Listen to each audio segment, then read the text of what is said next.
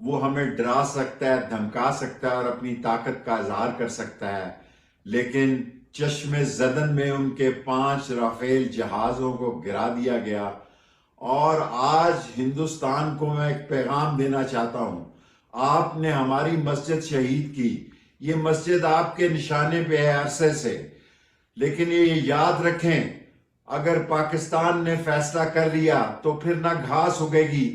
نہ برلا جی کے مندر میں گھنٹیاں بجیں گی، نہ چڑیاں چہکیں گی، نہ لوگ اپنے آپ کو محفوظ سمجھیں گے۔ پاکستان ایک زندہ قوم ہے اور ہمارا مذہب اسلام شہادت کو ایک اعزاز سمجھتا ہے، اور شہادت ہمارے لیے ایک اعزاز ہے۔ اور اگر وقت آیا تو وقت ثابت کرے گا کہ ہم پچھلے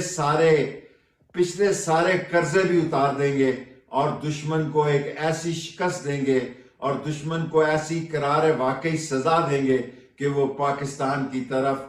دیکھنا بھی بھول جائے گا۔ اور پاکستان زندہ باد، پاکستان کی عظیم قوم زندہ باد، اسلام زندہ باد، شہادت زندہ باد، اور پاکستان کے 24 کروڑ عوام زندہ باد۔